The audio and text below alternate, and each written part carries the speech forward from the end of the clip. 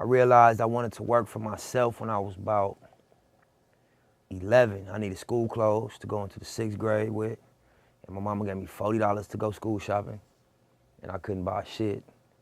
So I was like, you know, I'm not finna stress my mama out. I just gotta figure out how to get money.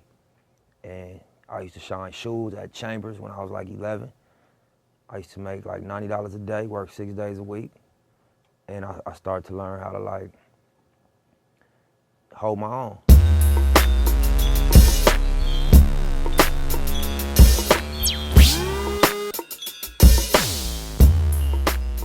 Death Row was indie. You know what I'm saying? Suge Knight owned the masters. You know what I mean? Dog Food was indie. That came out. Interscope didn't put that album out. That came out Death Row / the indie distributor. That was the first independent record to ever be #1. You know what I'm saying? And so we come from that. So it's just something like, I guess on our coast or in California, that's like an independent entrepreneurial spirit. Plus we in such a big influential market that we could do our numbers ourselves, just all being locally, you know, respected. You could do real numbers. You know what I'm saying? So I think a lot of that contributed to an independent entrepreneurial spirit on the West. Everything I do gonna represent LA. Through the clothing, Crenshaw represented a specific part of LA and a specific lifestyle within LA. You know, that just so happened to be our backyard. You know what I mean? Where we grew up and rode bikes and hung out at the gas stations late at night with 50 people, you know what I mean? And played music and popped the trunk and sold my first mixtapes and ended up creating a movement out of this area and then off of this street. So that was why it was important to represent it on the clothing. And even with this project, I feel like I came full circle to bring it back home to Crenshaw. I traveled the world, we made a lot of moves in the game, you know what I'm saying? We became pretty successful. And, you know, when I came back from touring the world off TMC, I was like, you know, I know why they fucking with me. I'm like, I know what it is. It took me 5, 6 mixtapes to really catch it, but I was like, I know why. I know what it is that they connecting to. And so Crenshaw was me trying to just saturate the thing with a project with the type of raps and the type of music that they've connected to me for. I think they like the raw, unapologetic LA story from me, you know what I'm saying? That's what they expect from me. And so that's what I'm gonna give them on the album, and just moving forward, that's what they're gonna get from me.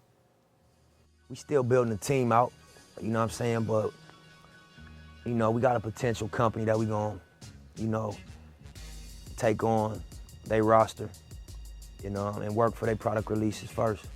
Big company, just formed, made an announcement recently about, you know, the name of the company and, you know, the people behind it. So we looking at them as our first client, you know what I'm saying? So yeah, we still building the team, but we definitely, top of 2014, gonna be doing business as Marathon Marketing as well.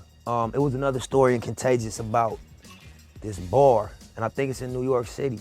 And then it had like a little corner where it was like a little door. And above the door it said, "Please don't tell." And you walk in the door and it's popping. You walk behind the door and it's just a party going on. It's drinks, it's females, it's popping. In the front look run down and beat up, but it's supposed to be a secret. It says, "Please don't tell" when you walk in. And because of that, it made it like a secret. It made it like some privileged info. So everybody that ended up walking through that door went and told everybody they know about this secret, like shady little club. And it became like one of the most popping spots in the city. And it was supposed to be a secret, like, you know, it's like you tell somebody, don't say nothing about this, and they're gonna go run and tell everybody they know about it. And the book was just about what makes things go viral. And one of the concepts Jonah was talking about was like social currency. Why people in a room full of people say certain things and they don't say other things. Because certain things have social currency, certain things have value, make you look cool, make you look like you in the loop, make you look like you know some shit. So that was an example of social currency. So that was a cool story too. I was thinking about, you know, cuffing that idea and running with that one too. It's a book called 3 Magic Words. It's a dope book, man. It's by a dude named U.S. Anderson. That's one of them books that changed the way I think and really empowered my thoughts. You know what I'm saying? So I would definitely suggest that. It's about understanding your power as a creator. You know what I'm saying? We are creators. For some reason, we got faith in negative and not faith in positive.